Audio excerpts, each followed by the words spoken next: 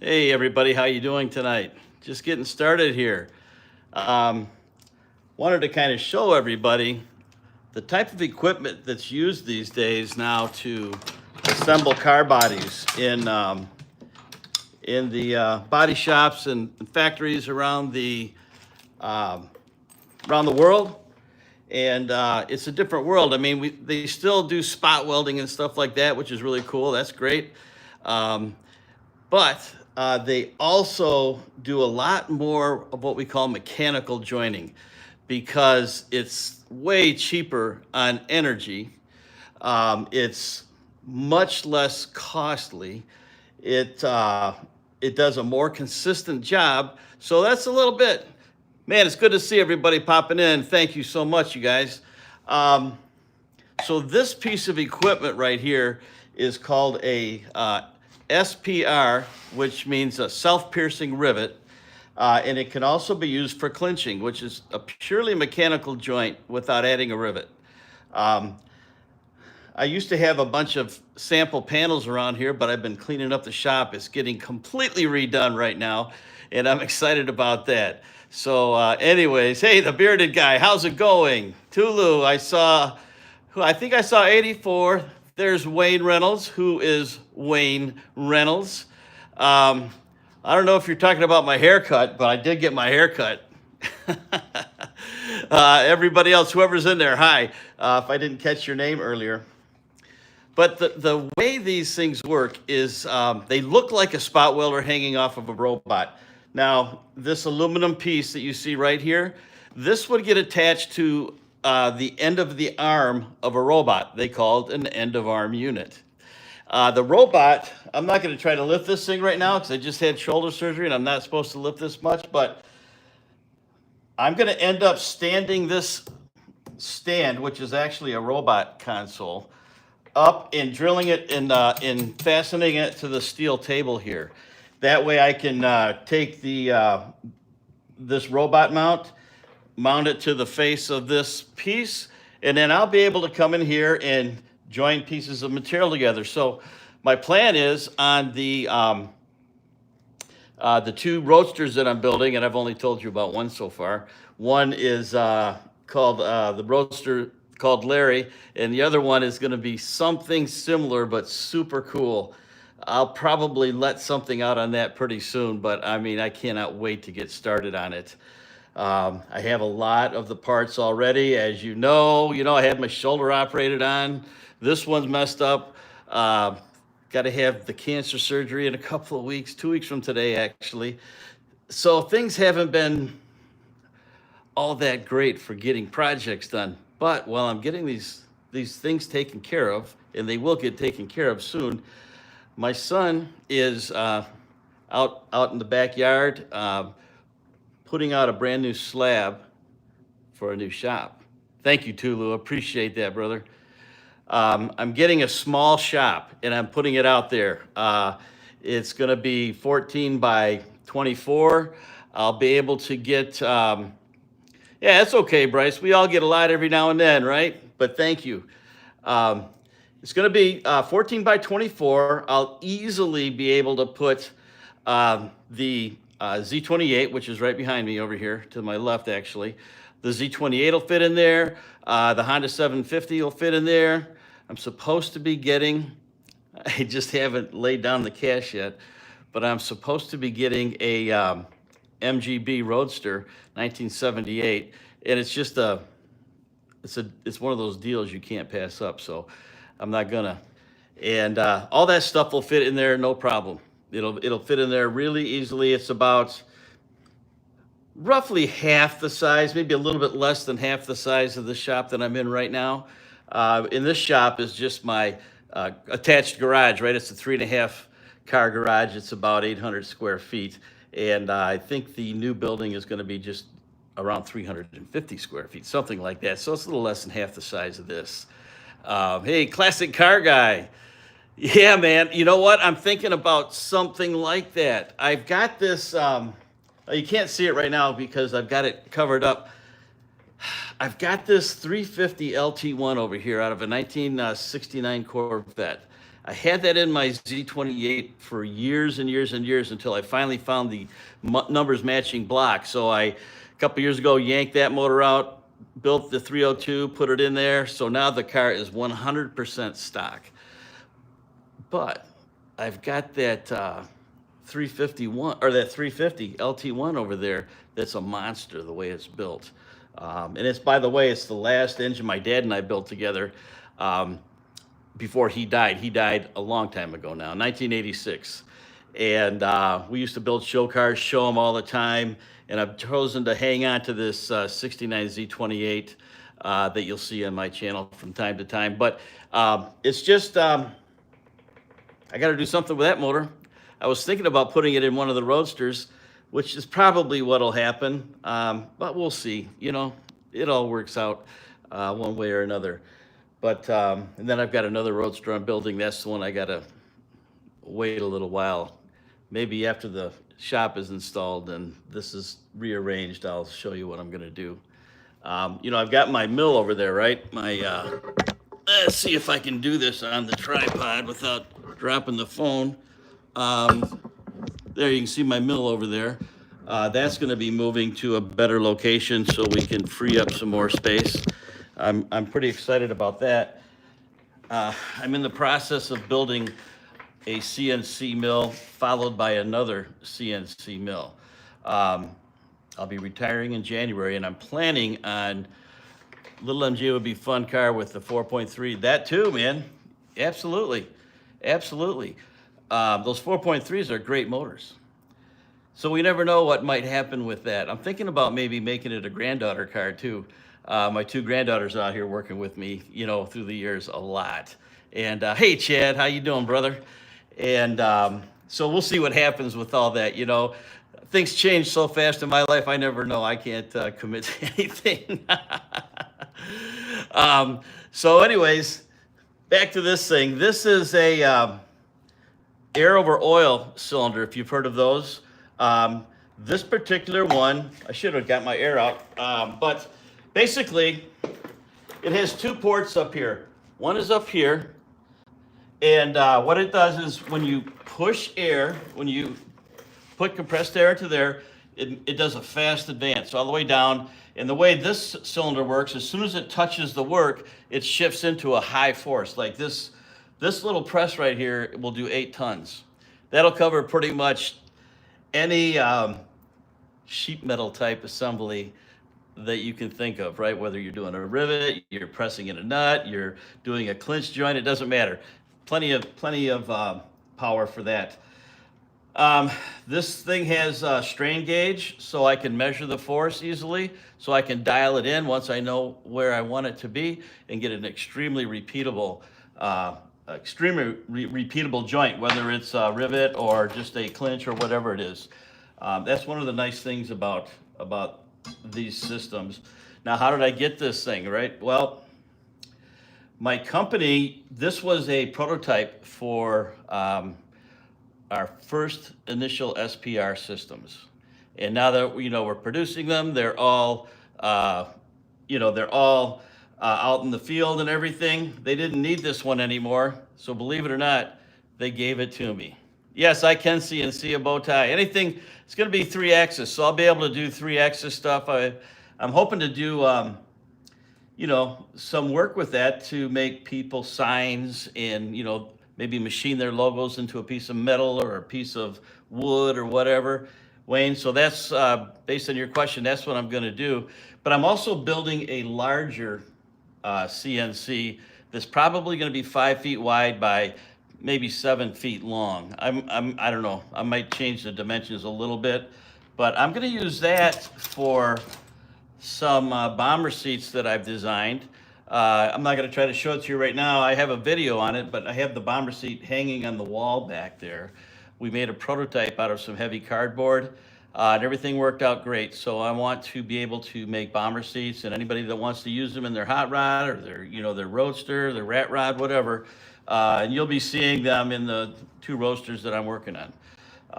So people will be able to see them, and they can be made to a custom size and all that. But there's so many, length of line, the length of of a flattened out seat is quite long. You know, it's 100 and something inches, I believe. And so I want a machine to do that, and then it's going to have a lot of dimple dyes and things like that, so you get a nice 3D effect out of the surfaces, and that's going to be cool. I want to be able to market those when I'm retired here in about 6 months. So I got a lot of work to do if I'm going to get those machines done. I'll get the small one done first, and that's what's important. My granddaughters are working on that with me. They want to do all the welding. They want to do all that stuff. So the 15-year-old is a halfway decent welder. The 12-year-old, she wants to learn how to weld now, so we'll get her going as well. That's not what this video was about, but it's great talking to you guys. So anyways, this will be used to assemble a lot of the sheet metal parts, especially the body panels and inner panels to the outer panels.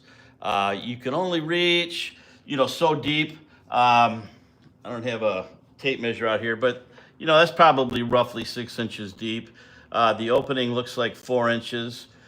So it's, you know, it's going to be a different way to build something. That's what I wanted to build for my, oh yeah, man. Yeah, exactly. That's what I'm wanting to do too. I love the look, you know, and then you can overcoat them or you can wrap them, you know, like you said, in something and just make them really unique, you know. That way you only have one set, the only set like that in the world, which is pretty cool. You can make something really, really, really trick.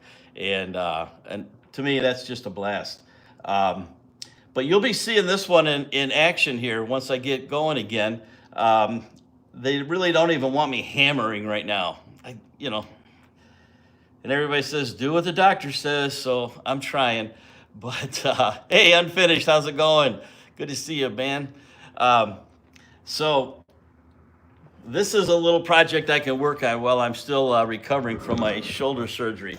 So what I've been doing, I've got pictures that I'll put up at a later time online, but this thing looked like a real mess. I mean, and it wasn't, you know, everything had its purpose, but there are all kinds of valves on here and electrical components, and I'm just taking all that stuff off one piece at a time, because what I'm doing, hey Timmy, good to see you, buddy. What I plan on doing is just using a simple air valve, you know, down, close, and then back up. And it'll just be a lever like this, just a hand operated thing. It's not for high production or anything. So I don't have to have all this fancy stuff on here and try to make it all, you know, keep it working. So I've been kind of just starting to pull some of this stuff off. I found so much valuable stuff on here. I was kind of shocked that they just said, yeah, go ahead and take it. You know, I'm grateful they did that, but I was really surprised too. There's a feature that we have on these types of guns that measures the speed of a rivet. What they do is they have like a kind of a translucent white tube that goes from this component over here on this end piece all the way back to a feeder, and that feeder blows rivets. And this little sensor measures the speed of those rivets, because they control everything, you know. They just want to control absolutely everything for quality purposes. So so I just started pulling this stuff off, and I'm thinking to myself, wow, this is some really nice stuff. And I tell you, they've been very generous with me. There's another press over there on one of my workstations. There's another one right here below that I have on the floor right now that it will be going on here. I'll have 3 presses on this, on my build table down at the very end here. And so those will be mounted on the end of this right now. So I have the big, this one here. That other one's pretty good size too. It's a 4-ton press, but it's a bigger footprint. I'll probably have it on that side. And then the smaller one, this one right here, which is a really sweet press. These are all brand new stuff. That was used in trade shows that we would go to. The other one, you'll be seeing that. And it's stainless steel plates. And I mean, it's a cherry. It's really beautiful. So it's going to be really a lot of fun to do all this. But yeah, tonight I wanted to try to get some of this stuff pulled apart. I haven't even looked at my tools since the last time I sat down out here, so I hope I have what I need. Well, almost what I need. I had a Phillips head out here. I think my, matter of fact, I know my impact gun's in my son's sailboat, and the sailboat's out on the lake. So I can't use that for obvious reasons. I'm gonna see if we can pull this box off here, this little junction box. I want to say these screws, looks like they're screwed into some standoffs on the back. See how long this is. Yeah, it feels like it's pretty long. It's fighting me to come out, but it won't matter.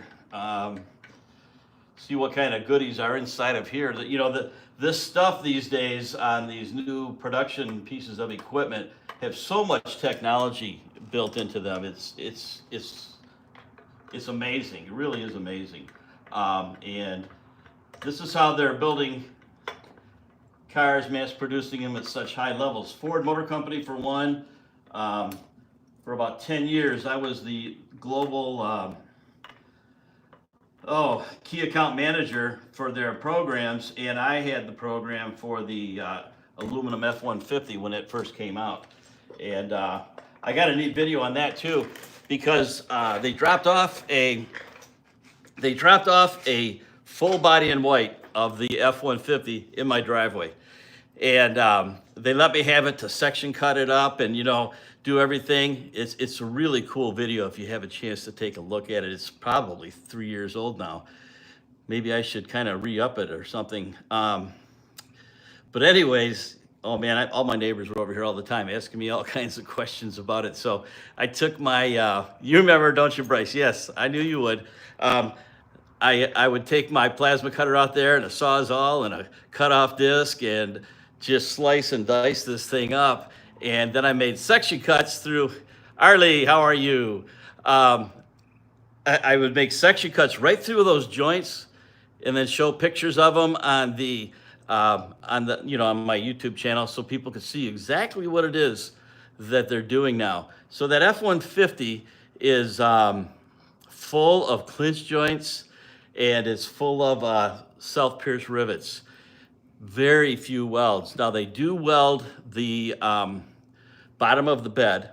Okay, they spot weld that, but everything else is a mechanical joint, no spot welds. Anywhere on that body you look, no spot welds. They had a part on the roof that was kind of hard to form and it wouldn't come out that great, so they ended up having to put a small little laser weld about, I don't know, 2-3 inches long that would, kind of fix that, then they'd hit the metal finish it. So that was the only area of the truck that they really had a hard time making out of aluminum. And so this is just, it's really a blessing to have this thing. You know, I don't know anybody who really has these in their garages. It's going to be a neat piece of equipment, and it'll be a really unique hot rod because it'll have such, state-of-the-art joining processes holding it all together, and I'm really excited about that. The only problem with it is the tools are very expensive. So I'm hoping that maybe they'll give me 2 sets of tools for my retirement. So if any of my company management is watching this video, throw in some tools for me, okay?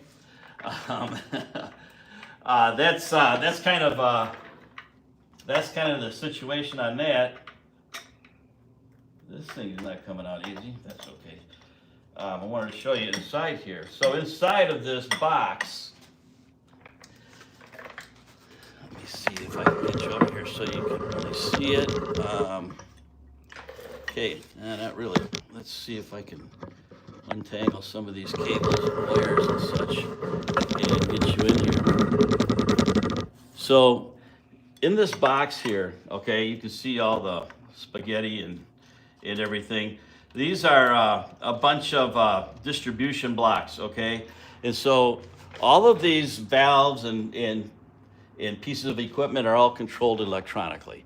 And so they have to get a signal somehow from something. So the PLC, programmable logic controller, from either the robot or another computer outside of the cell will send all these digital, all these pieces of digital information to this machine, so it knows when to open a valve, close a valve, you know, move forward, move backward, and all that kind of stuff. And so the programming behind all of that is pretty tricky.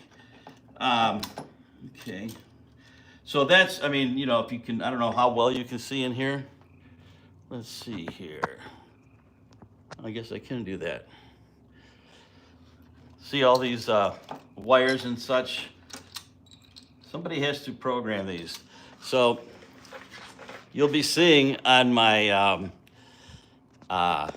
CNC machine, I'm building a set of controls that'll be very similar to this, where you have to have inputs and outputs and control, you know, the x-axis, y-axis, z-axis, all simultaneously, because you know, these cutters on these CNC machines, they go up and down, and all whatever shape, this three-dimensional shape you're trying to machine is, the cutter, the tool has to follow that. So you have to give it all the instructions for how that works. And I've enjoyed doing that through the years as well. So I got to see how this box comes off of here. It's a little dark in there. Let's see here. Some of these things are also screwed in from the back, which I think might be the case on this. I don't see a single fastener inside there. Let me get up and look from the top here. Okay. Yep, it comes off from right back here behind this I call it a valve plate for the valve assemblies. So I'm probably going to have to take this piece off before I can get everything really off of the unit. I think those are 4mm Allen screws. Let's see here. Looks like a 4mm. Let's see. Oh, smaller than 4. Wow, that's small. Okay. I did have a few that were 2.5mm. So 1mm is 40 thousandths. So 3mm is 1/8 of an inch. Now this is 2.5mm, which is 1/10 of an inch. And so on the CNC machine that I'm making, I'm doing it all in metric, so my granddaughters get extremely familiar with that. I want them to know both systems, and because let's face it, everything is engineered in metric nowadays, and so I want them to have a pretty good grasp on that. And you know what? When they're young, all that stuff comes a whole lot easier. Ask me how I know. I'm old. I started using the metric system in my job primarily when I was in my 20s. So I guess I've been doing it for over 40 years now, but it's a lot different if you're not used to it and translating the numbers, you know. Then after you do it for a while, you just say, oh yeah, okay, I got it. No big deal, just like anything else. Let's see here. Okay, there's some larger ones. Let's see if that fits. There's only so many sizes they use, thank goodness. Yeah, there we go. Need a pair of pliers for that one. Break that loose. There we go. No shoulder surgeons should be watching this channel right now.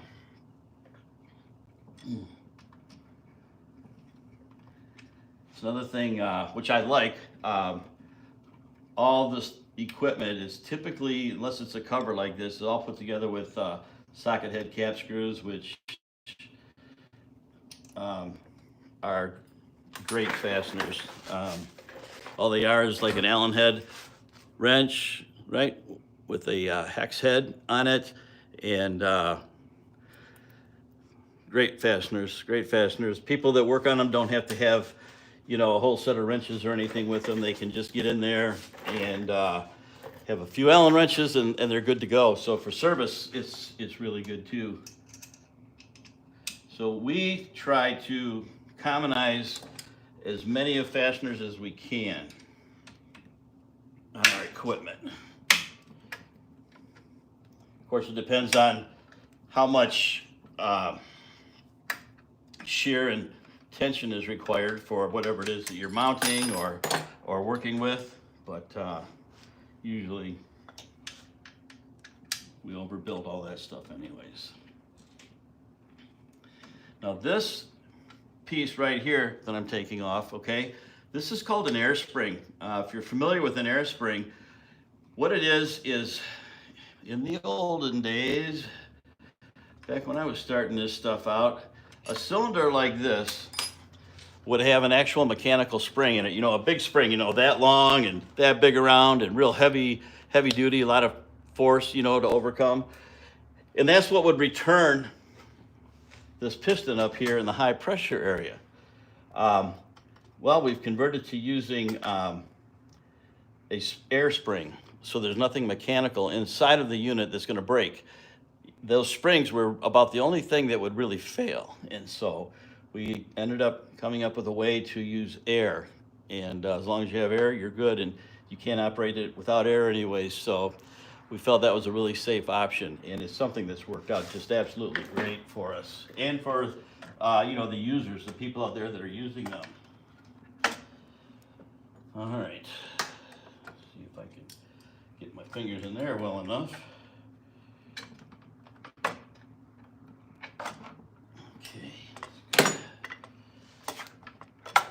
Okay.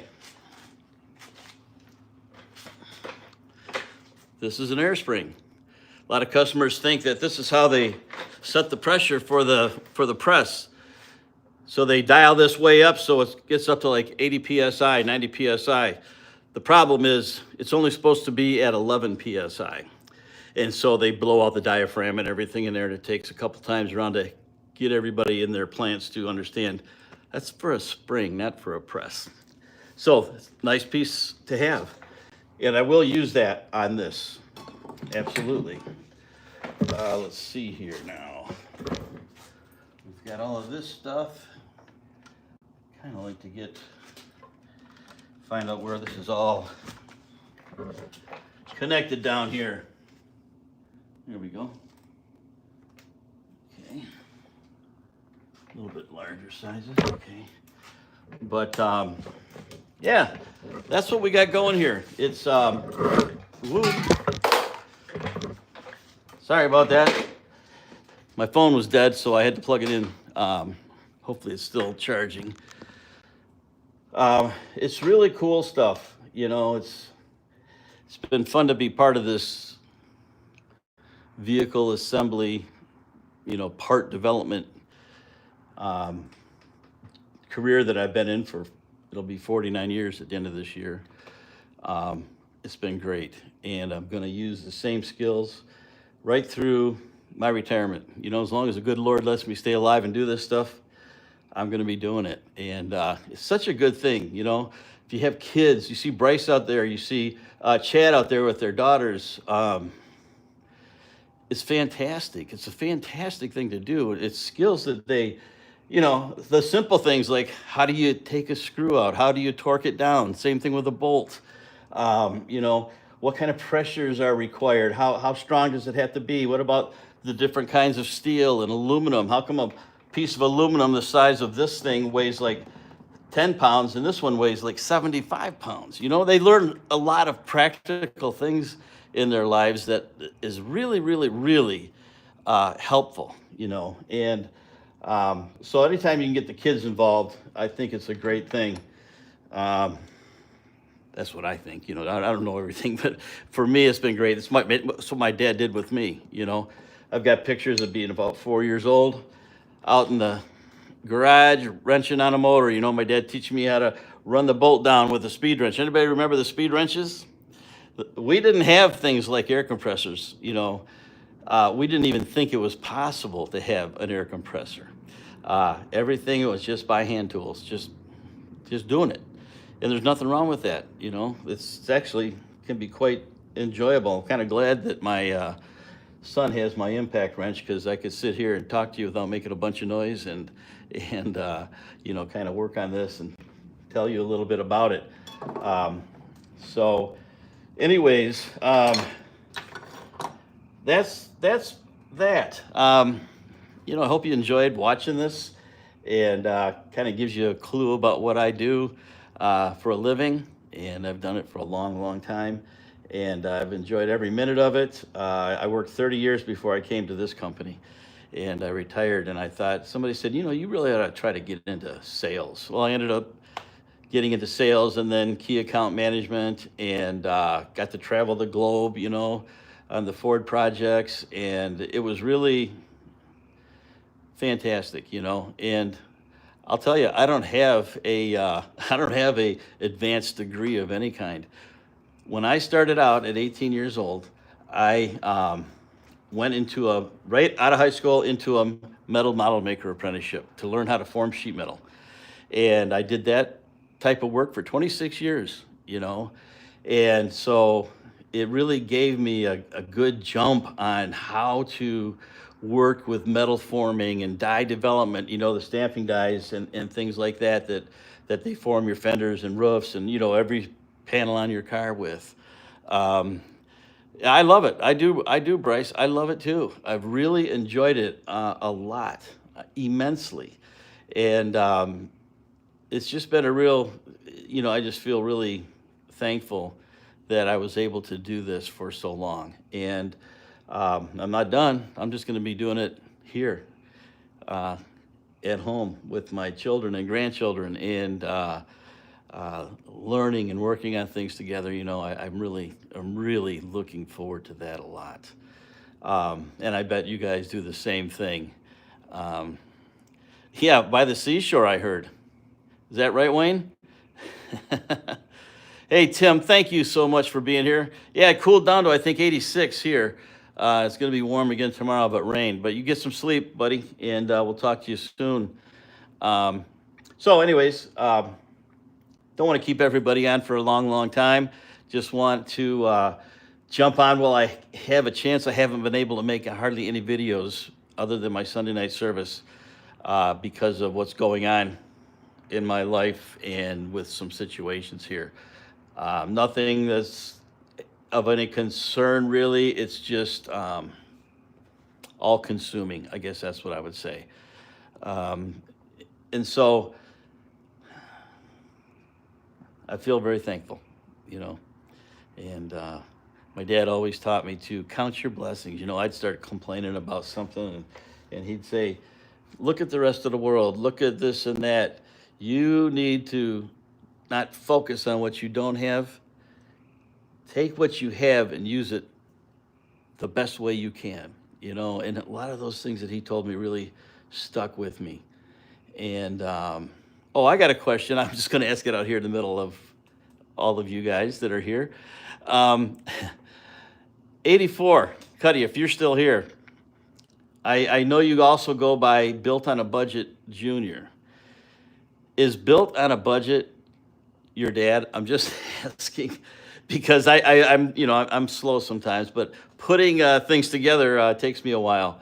I'm just curious. Man, I love that guy. I watch him so much, and he reminds me of my wife and I to a degree that you wouldn't believe. Really, really nice couple, man. And your mom, you know, helps take care of them. Hello, Yara. So good to see you tonight. We're out here in the shop tonight and working on a piece of equipment. So glad you could pop in here for a minute. So anyways, you know, that's kind of the long and short of it all. I love you too, man. Love all you guys very much. I can't express it enough. You know, I was on a live earlier with Fly is his one of his names. It's Double Up is the name of his channel. What a great time, man, we had on there talking and such. Really, really, really great time. And you meet so many really, really good people on here. You know, at least in this car community, you know, it's been super. And I just got to tell you, man, it's a blessing, you know. So I'm going to try to get into more of this type of video. It's just going to take me a while for the healing and all that. I got another big one coming up in 2 weeks, as I mentioned, and I don't know when I'll get my other shoulder done. You know, maybe I'll wait till next year. I don't know. You know, there's just a lot going on, and I've got that shop going in here tomorrow. They're dropping off 100 yards of sand to build this up and get the base set, and then whatever else is required. And I'm thinking the building might be set up shortly after I get back from my, well, a week or two after my surgery. So I'm excited about it. And I'm looking forward to sharing all that with you guys. So anyways, like I said a minute ago, love you guys. I thank you and girls, and I thank you so much because we have a couple of ladies here tonight. Thank you for being here. And I just hope you all have a blessed week, and I'll look forward to seeing you. What caused the shoulder issue? Which one? The one I had done, I fell with a 100-pound chunk of metal, something like this in my arm on the ice this winter. That one ruptured the tendons, you know, everything got tore apart. That was a pretty major rebuild. The other one, I think it's just old age, you know. I've got some spurs in there. I've got some arthritis and all that they'll clean out and smooth up, and it'll be fine, you know. Now, you can't supervise but no one's work. Okay. Yeah, I can't. You're right. But anyways, all that stuff, you know, we all run into that stuff during our lives at some point, and so it's to be expected. Yeah, yes, I was. And by the way, when I retire, I'm going to get back into lifting and hopefully get back into some powerlifting, you know, like I was years ago. I probably shouldn't even say this out loud, but I will. I've been looking back into getting into some of those full contact sports, if you know what I'm talking about, MMA and that. I don't know if I'll do that again, but oh man, talk about adrenaline. Whew. That's one sport that's very cool, very cool. I started out in karate, and that's how I got going in that, and but I don't know. I'm a little bit old for that. I'm going to have new shoulders, though. I mean, that's going to help me, you know. So I don't know. If they have an old man category, maybe I'll consider it, but probably not. It's just something I've been thinking about, and you know, we think about things that we really shouldn't do sometimes. Yara, I saw your question come up there. I live up in Michigan, about 45 minutes west of Detroit. So it's not always a hot climate, but right now it's really hot. We're going through a hot spell. And I'll be really missing this in January for sure. I see poor Bryce out there, so hot in Arizona, and you know, Bryce, you can deal with it, trust me. Bearded guy, Jeff, yeah. Hey, you too, brother. Thank you so much. Oh, I bet Kentucky's nice and steamy right now. That's awesome. That's awesome. I know, Bryce. We're going through a hot streak right now. I think it's going to rain the rest of this week around here, and then, yeah. Wouldn't that be nice? I think it's going to be nice next week. We're going to be up in northern Michigan. 90s. Oh, okay. I'm in Illinois a lot, Yara. I go to, I don't know if you know the Naperville and Warrenville area, but that's where I have an office in the Chicago area, right? It's about 45 minutes west of Chicago, and I'm over there quite a bit. Really beautiful area. You know, it's way away from the big city, but you still have everything around you. You know, it's really nice.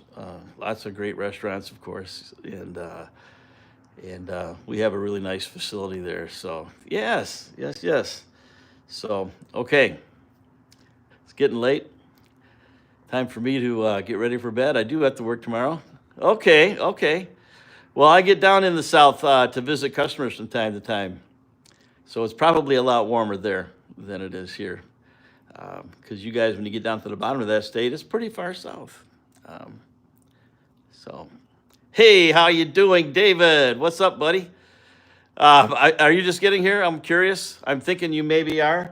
I've been going through this. I don't know if you can see this whole thing here. This, I'll call it a joining gun. It does two things. It does riveting. It does three things, really. Riveting. It does clinching, and it does putting in nuts and studs and things like that. Hey, Mater, good to see you, buddy. Man, I'd love to go to Texas. That's one state I've never been in, ever. Hey, how you doing, Branden? Good to see you. Good to see you. I bet you've been driving the truck today, man. So I've just, my company gifted this to me. It's a very nice piece of equipment, never been used in production. It was a early prototype for one of the products that we developed. And so I'm stripping it down, taking off some of the technology that I won't really need, using it here in my shop. But I'm going to plan on, instead of spot welding my roadsters together, I'm going to clinch with this tool here as much as I can reach. And then other areas, I'm planning on using a lot of rivets as well in one of them. I'm not sure if Chad is still on, but I'm doing a series on them when I can actually work on them, called Clyde My Ride. And I got some really neat parts and pieces from Chad, and that's going to be a lot of fun doing all that stuff. But yeah, so we've just been out here talking about some state-of-the-art technology that the automotives are using now. Still a lot of them are spot welding, but more and more they're going to this type of thing. It's just air operated or electric operated, but no cooling required like there is with spot welding. No fumes. There's no fumes whatsoever. There's no heat. The metal doesn't get hot at all. You don't change the molecular structure of the metal. It doesn't change at all. It stays in its normal state, because when you heat something, everybody's seen all the sheet metal parts that it's been spot welded together, like muffler guards and shields and stuff like that on the side of the road. This changes all of that. Very cool. Very cool. So anyhow, guys and girls, I'm going to say goodnight. Again, I thank you all for being here. It was really a pleasure talking with you and seeing you guys talking back and forth, and all the things, the chit-chatting that goes on during our lives. But again, thanks a lot. I'm gonna go in and get ready for bed, and I got to work tomorrow on my regular job. And but I'm gonna try to do more of these more often, and get to spend more time out in the shop with everybody. So thank you all. God bless you. Appreciate you watching, and I will again talk to you real soon. Good night.